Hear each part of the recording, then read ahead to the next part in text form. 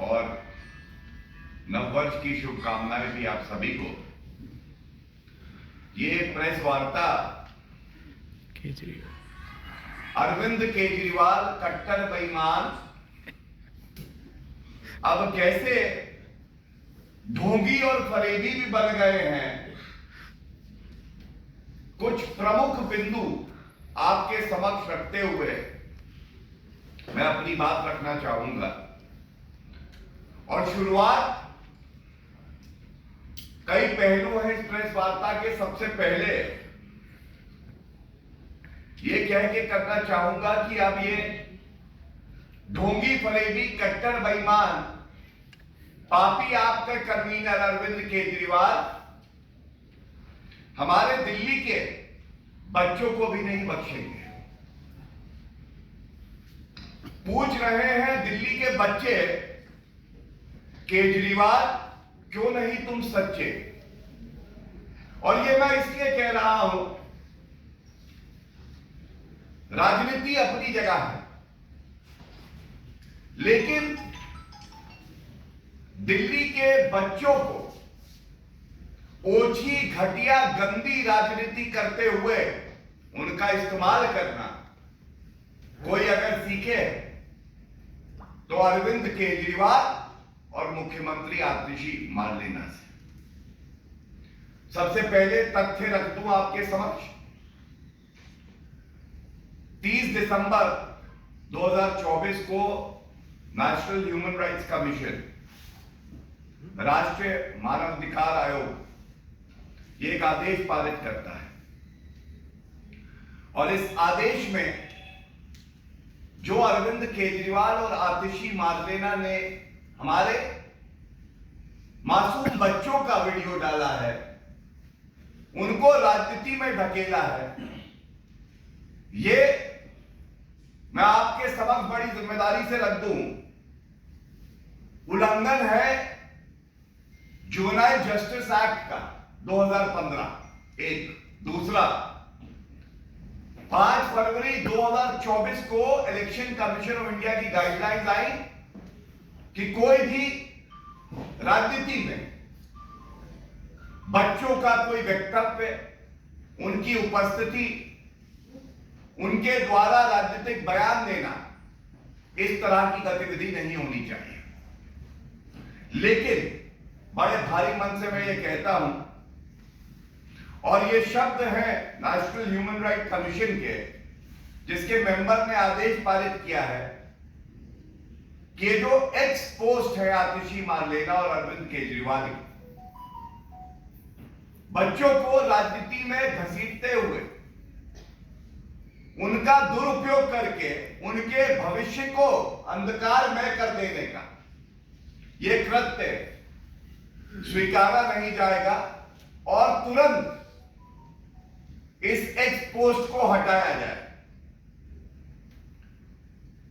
X post को हटाया जाए, लेकिन जैसा मैंने कहा, ढोंगी और फरेबी, झूठे और मक्कार अरविंद केजरीवाल ने अभी तक इस एक्स पोस्ट को नहीं हटाया है। जो शब्द इस आदेश में है मैं उसको आपके समक्ष रखना चाहूंगा। The participation of children in political campaign activities raises serious concerns. दूसरा, deeply concerned. The National Human Rights Commission is deeply concerned about such expos, and they take a firm view, as they say, we take a firm view that the aforementioned post should be immediately removed and should be taken down immediately. But nothing has been done. So I want to first of all also highlight the real character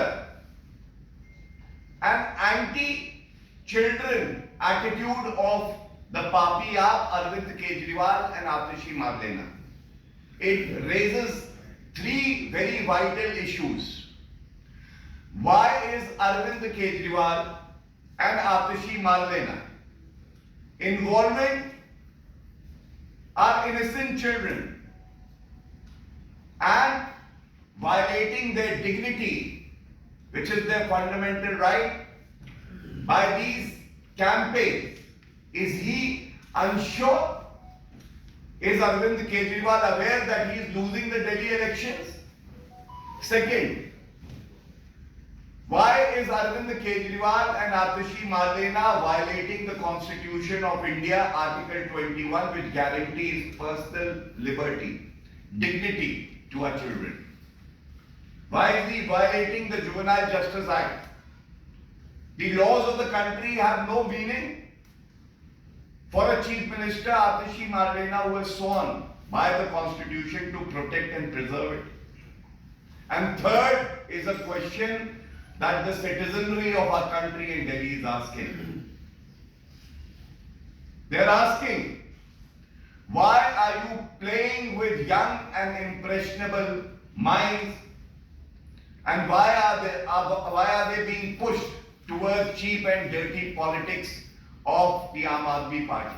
And it is our duty to insulate these young and impressionable minds from the cheap, dirty and petty politics of the Aam Aadmi Party. And we will continue to do so. We will ensure that Arvind Kejriwal, the destroyer of Constitution, a hater of children, is thrown out of power so that people of Delhi who deserve better have a government which serves them well.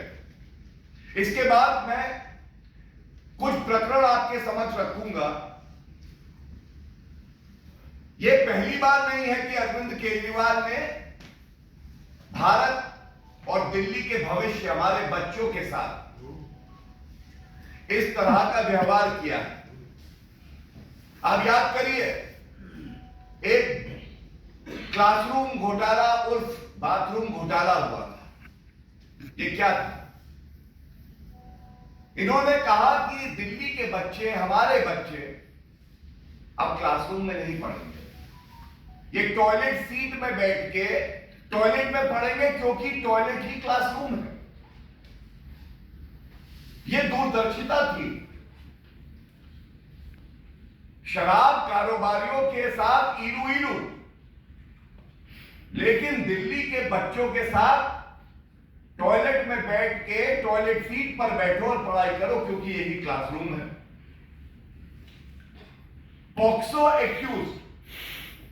POCSO accused खड़ा होना था मुख्यमंत्री जी को, जब ये मुख्यमंत्री थे अरविंद केजरीवाल, बच्चों के साथ। तो इनके मंत्री सत्येंद्र जैन द रेपिस्ट को थेरेपिस्ट बनाए हुए थे, मसाज ले रहे थे जेल की सलाखों के पीछे। इतना प्यार बच्चों से इनका। इसके बाद जो इन्होंने किया है, इस पर मैं जरूर एक टिप्पणी करना चाहूंगा। हम सब जानते हैं, दिखावे की राजनीति अगर कोई करता है तो वो अरविंद केजरीवाल। 10वीं और 12वीं के बच्चे परीक्षा में बैठते हैं और फेल हो जाते हैं, तो इनको लगा कि हमारी साख पर भट्टा लगेगा। तो इन्होंने क्या किया कि 9वीं और 11वीं के जो बच्चे हैं उनको अच्छी शिक्षा तो नहीं दी, लेकिन उनको फेल करना स्टार्ट कर दिया। इसलिए फेल करना स्टार्ट कर दिया कि अगर 9वीं और 11वीं में फेल करेंगे तो इनको लगा 10वीं और 12वीं के जो परिणाम आएंगे वो अच्छे आएंगे। और आप सोचिए किस तरह की विभत्स राजनीति ये व्यक्ति करता है, जो 11वीं और 9वीं कक्षा में हमारे बच्चों को जबरदस्ती फेल किया, उसके बाद उनके साथ कहता है हैप्पीनेस उत्सव बनाएंगे। आप सोच देखिए कितनी जहरीली है। 9वीं और 11वीं के बच्चों को पढ़ाकर शिक्षा का अधिकार जो उनको है, क्लासरूम में अच्छी फैसिलिटीज हो, ये सुनिश्चित करना था, लेकिन नहीं। बच्चे हम तुम्हें 9वीं और 11वीं में ही फेल करेंगे और उसके बाद हैप्पीनेस उत्सव बनाएंगे। तो अब दिल्ली भी कह रहा है, जैसा एलजी साहब ने लिखा है, अपनी पार्टी की ही मुख्यमंत्री को अस्थाई मुख्यमंत्री बता रहे हैं। तो दिल्ली की जनता भी कह रही है, आपको हटाकर अप्रत्याशित हार दिखाकर राजनीति से बाहर कर दिल्ली की जनता अब हैप्पीनेस उत्सव बनाने जा रही है, क्योंकि भाजपा आने जा रही है। और इसके बाद ये वो ठकुमल है, ठकुमल अरविंद केजरीवाल, जिसने अपने बच्चों को नहीं छोड़ा है। इसने अपने बच्चों की कसम ली कि मैं कांग्रेस पार्टी से सपोर्ट नहीं लूंगा, और उसके बाद पहली बार मुख्यमंत्री बने तो कांग्रेस के समर्थन से बने, और अपने बच्चों की कसम खा के उसको पालन नहीं किया। तो जो अपने बच्चों का सगा नहीं है, वो हमारे बच्चों के लिए कुछ सकारात्मक कार्य कैसे करेगा। और एक मैं आंकड़ा रख के इस बिंदु को समाप्त करूंगा। ये वो ठकुमल अरविंद केजरीवाल है, फरेबी, जो कहता था कि मैं 500 नए स्कूल दूंगा दिल्ली को। इसका रिपोर्ट कार्ड क्या है? फेक। 10 साल में एक भी नया स्कूल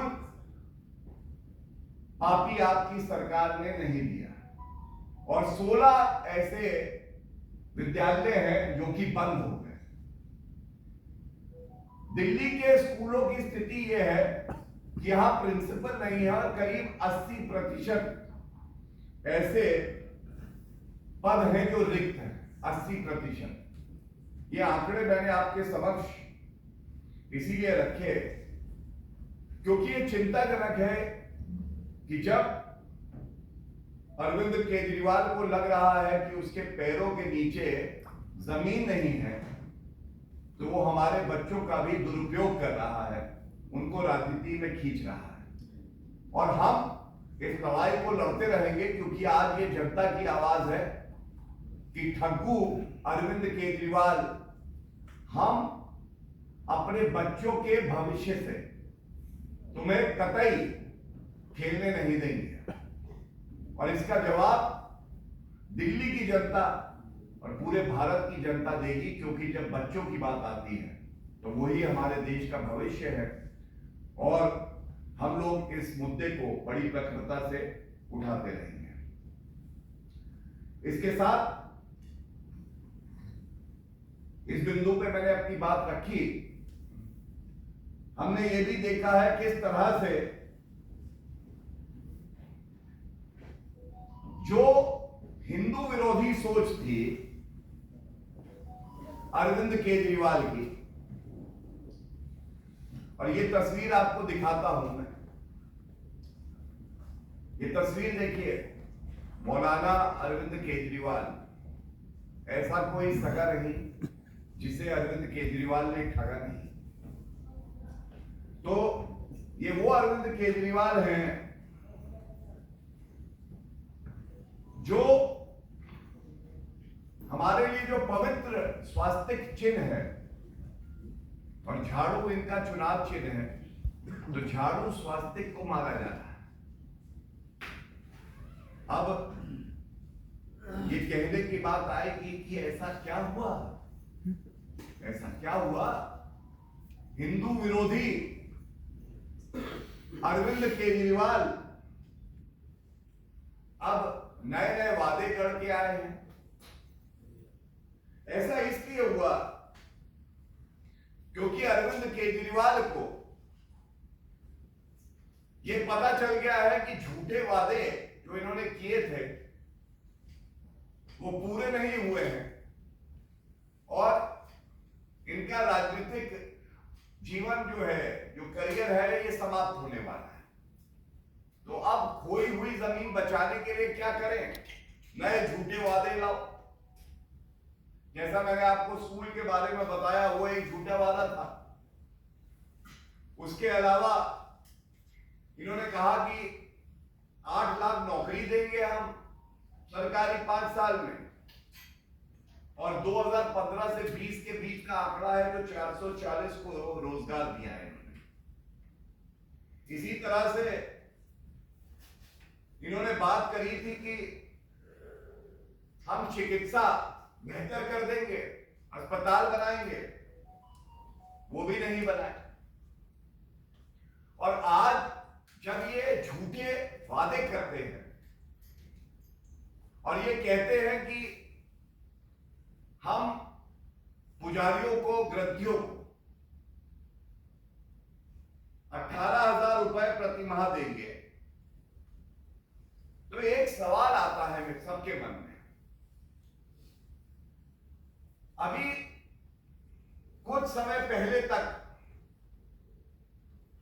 आप पापिया शराब कारोबारियों से प्यार करती थी और मंदिरों के बाहर और गुरुद्वारों के बाहर शराब के ठेके दे रही थी। यही पापिया जो हमारे लिए पवित्र स्थल है, पूजा स्थल है, चाहे मंदिर हो चाहे गुरुद्वारा हो, उसके बाहर शराब के ठेके खुलवा रहे थे अरविंद केजरीवाल। और इसीलिए आज ये पूछा जाएगा हिंदू विरोधी को कैसे याद आ गई सिखों की। मैं एक पंजाबी हूं, मैं भी आहत हुआ, हमें भी बुरा लगा था कि दलाली करने के लिए जो पवित्र स्थल है आपने उसको भी नहीं बख्शा। और ये कहना गलत नहीं होगा, चुनाव की बेला है, अरविंद केजरीवाल का नया झूठ का खेला है। चुनाव की बेला है, अरविंद केजरीवाल का नया झूठ का खेला है, और जनता ऐसा जवाब देगी कि ये भूलेंगे नहीं, क्योंकि जो अभी तक तुष्टीकरण की राजनीति करते थे, जो मौलवियों को कहते थे कि हम 18,000 रुपए प्रति माह देंगे, उनको भी ठग लिया और 17 माह से जो 18,000 रुपए प्रति माह देने थे वो नहीं दिए। तो ये जो ठग्गू मत अरविंद केजरीवाल है, झूठे फरेबी मक्कार। मैं देख रहा था इनका एक आज ट्वीट आया है, कह रहे हैं कि हम अच्छा काम कर रहे हैं। आपका रिपोर्ट कार्ड रखने का समय आया है अरविंद केजरीवाल जी, और आपने कितने वादे किए और कितने पूरे किए, ये सवाल हम पूछेंगे। 500 नए स्कूल बनाने थे, नहीं बनाए। 20 नए कॉलेज बनाने थे, नहीं बनाए। 15 लाख सीसीटीवी बनने थे, लगने थे, नहीं लगे। 5,000 नई डीटीसी बसें आनी थी, नहीं आई। 8 लाख नौकरियां देंगे, नहीं किया। 2 लाख शौचालय होने थे, नहीं किया। पूरे दिल्ली में वाईफाई होगा, नहीं हुआ। 1000 मोहल्ला क्लिनिक बनाएंगे। मोहल्ला क्लिनिक की क्या हालत है सबको पता है। यमुना साफ कर देंगे, खुद मानते हैं कि यमुना साफ नहीं कर पाए। और इसीलिए ये कहना गलत नहीं होगा, भारतीय राजनीति में अरविंद केजरीवाल से ज्यादा झूठा फरेबी मक्कार नेता आज तक नहीं आया है। और जब अब समय आया है कि जनता के समक्ष अपना रिपोर्ट कार्ड रखे, बताएं बिंदुवार तरीके से कि कौन कौन से वादे पूरे किए, तो ये पुराने वादों की बात नहीं करते हैं।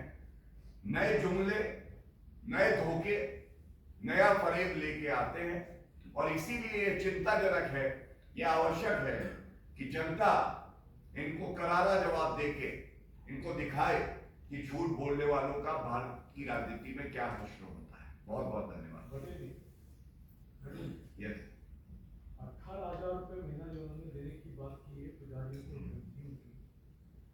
क्या आपको लगता है कि ये दे पाएंगे, और अगर देंगे तो फिर क्या दिल्ली का डेवलपमेंट हो पाएगा? देखिए, Arvind Kejriwal is anti development. Bharatiya Janata party से अरविंद केजरीवाल को सीख लेनी चाहिए।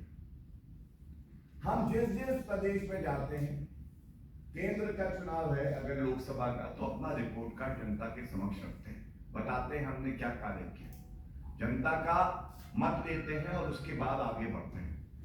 ये झूठे फरेबी अरविंद केजरीवाल, जैसा मैंने आपको गिनाया, इनकी इतनी हिम्मत नहीं है कि पत्रकारों के सवाल लेके उत्तर दे दे कि जो वादे करते आए हो उसका क्या। और आज सबसे दुखद बात यह है कि चुनाव जीतने के लिए आपने हमारे बच्चों का इस्तेमाल किया। वो बच्चे जिनको आपको शिक्षा देगी, आप उनका इस्तेमाल कर रहे हो। ये सवाल क्यों नहीं पूछा जाएगा अरविंद केजरीवाल जी से, क्या हुआ आपके वादों का? क्या हुआ जो आपने घोटाले करे? आपने कहा था भ्रष्टाचार के खिलाफ लड़ाई लड़ेंगे। आज सबसे बड़ा भ्रष्टाचारी, कट्टर बेईमान अगर कोई है तो वो अरविंद केजरीवाल है, जो जेल की सलाखों के पीछे 5 महीने रह के आया है। एक स्टोरी और इससे अलग है। राजनाथ सिंह को chief of army staff personal visit पे उज्जैन महाकाल मंदिर गए, उसके बाद पॉलिटिक्स इस पे शुरू हो गई। साकेत गोखले ने ट्वीट किया कि पहले राफेल पे नींबू मिर्ची बांधा, और अब इस पिक्चर को देख के चाइना जो है थर थर कांपता होगा। एनसी के बशीर अहमद, उन्होंने ये कहा है कि आर्मी चीफ जो है, आर्मी चीफ से ज्यादा प्रीस्ट लग रहे हैं टेंपल के। तो पर्सनल विजिट पे, रिलीजियस फेथ पे एक तरह से टॉन्ट मार रही है ऑपोजिशन पार्टीज डिफेंस मिनिस्टर और आर्मी चीफ की विजिट से। I just want to add, याद कीजिए जब सुप्रीम कोर्ट के जो चीफ न्यायाधीश, मुख्य न्यायाधीश थे, वो उन्हें पूजा बतावती को बुलाया, तभी इसी तरह का विरोधी दलों ने कहा। मैं देखिए, ये जो तुष्टीकरण की राजनीति है, चाहे वो कांग्रेस पार्टी हो, चाहे वो टीएमसी हो, चाहे वो आप हो, चाहे समाजवादी पार्टी हो, इन्होंने कभी संविधान को, पंथ निरपेक्षता को ना पढ़ा ना समझा। अगर इफ्तार पार्टी हो, 5,000 रुपए की चांदी की थाली में खाना परोसा जाए और वो यूपीए सरकार करे, तो वो सेक्युलरिज्म है। लेकिन अगर सभ्यता जो हमारी है, जिसपे हमें गर्व है, अगर हम उसका पालन करते हुए राफेल आया और पूजन किया गया, इससे ज्यादा पवित्र क्या हो सकता है? अगर चाहे प्रधानमंत्री हो, रक्षा मंत्री हो, अपने धर्म का पालन करता है जिससे किसी को ठेस नहीं पहुंचती है, तो ये तुष्टीकरण करने वाली पार्टियां जो है, इनको दर्द होता है। लेकिन मैं इतना ही कहूंगा, मुझे वो सारे तंज याद है, मंदिर वही बनाएंगे, तारीख नहीं बताएंगे, और फिर मंदिर वही बनाया है, तारीख भी बताया है, तुमको भी बुलाया है और तुम नहीं आए, क्योंकि तुम्हारे भाग्य में नहीं है, क्योंकि तुम पापी हो, हिंदुओं से नफरत करते हो। और ये कांटा अगर इनको चुभता है तो ये चुभना भी चाहिए, क्योंकि पंथ निरपेक्षता का मतलब ये नहीं होता है कि हिंदू समाज हो, सिख समाज हो, विभिन्न और जो अल्पसंख्यक हैं, वो अपने धर्म का पालन नहीं कर सकते हैं। आप संविधान के अनुसार कार्य भी कर सकते हैं और साथ में अपने धर्म का पालन भी कर सकते हैं, इसमें कोई विरोधाभास नहीं है। और अभी दिल्ली सरकार के 10,000 करोड़ का बजट है, महिला सम्मान योजना और बिजली योजना लागू होने के बाद 10,000 करोड़ का और बर्डन बढ़ेगा। कुल मिला के उनके बजट का 30% को चला जाएगा बिजली बांटने में। क्या केंद्र सरकार जो उनको अनुदान देती है उसको रोकने पर विचार कर सकती है? देखिए, जैसे ही अरविंद केजरीवाल दिल्ली के मुख्यमंत्री बने, इन्होंने दिल्ली का बंटा कहा दिया। और आपने क्योंकि बात करी महिला सम्मान की, तो मैं पूछना चाहूंगा स्वाति मालीवाल जी के महिला सम्मान का क्या है? मैं ये भी पूछना चाहूंगा, मेरे हाथ में पंजाब में इसी तरह से इन्होंने एक झूठा वादा किया था कि महिलाओं को 1,000 रुपए प्रति माह देंगे। क्या आज पूछा नहीं जाएगा कि पंजाब में आपकी सरकार आई, फर्जीवाल जी, ये वादा पूरा हुआ?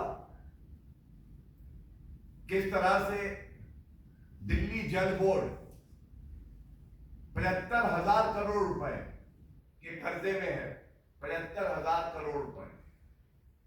और इस पापी आपकी भ्रष्ट सरकार को समय नहीं है कि वो शुद्ध भी ले। और ये सारे झूठे वादे जो ये करते आए हैं, अब इस झूठी राजनीति का अंत बिल्कुल पास है और इस फरेबी झूठे व्यक्ति को सबक जनता सिखाएगी। Any other question? Sir, Telangana assembly ने भारत रत्न के लिए बोला है, मनमोहन जी के लिए क्या बोलेंगे? उन्होंने रेजोल्यूशन पास किया है। So we have the deepest of respect for late Manmohan Singh ji, and I must say that there is a lot of politics that has been done by the Congress party, a party which cannot respect its own leaders, be it PV Narasimha Rao ji or late Manmohan Singh ji. As the Prime Minister of the country, Shri Narendra Modi ji, also expressed in his expose, all the leaders of the Bharatiya Janata Party and the Bharatiya Janata Party have deepest reverence for the contributions made by Shri Manmohan Singh ji. I must only add to say that the Congress party, which talks about respect for Shri Manmohan Singh ji, needs to answer the questions that the people of the country are posing to them. Why couldn't the Congress respect its own leader, former Prime Minister Narasimha Rao ji? He was not even allowed the cremation he deserved, and his family was forced to have the cremation at his native place. They have disrespected Dr. B.R. Ambedkar Sahab. He wasn't conferred a Bharat Ratna till 1990, which was also conferred upon him by the BJP supported government. Even for Sardar Patel ji, who we revere, was not conferred the Bharat Ratna till 1991, whereas Jawaharlal Nehru conferred upon himself the Bharat Ratna. Indira Gandhi ji also conferred upon herself the Bharat Ratna. Rajiv Gandhi ji, after his death, was conferred Bharat Ratna within a period of few months. This clearly reveals the sick mindset of the Congress party, which cannot respect the sons and daughters of this soil if they are outside the Gandhi Parivar. This is worrisome, this is sickening, and people of our country have rejected this dynastic politics of the Congress party. Thank you. बोला है कि आंदोलन में कुछ political party hijack करना चाहते हैं, उन्होंने अपना मांग देखिए, मैं इतना ही कहूंगा कि भारतीय जनता पार्टी की सरकार, एनडीए की सरकार हमेशा छात्रों का हित चाहती है, बातचीत चल रही है और सकारात्मक कदम उठाते हुए ये सुनिश्चित किया जाएगा कि सभी छात्रों का भविष्य उज्जवल हो और उनके हित में सारे फैसले किए जाएंगे। बहुत बहुत धन्यवाद।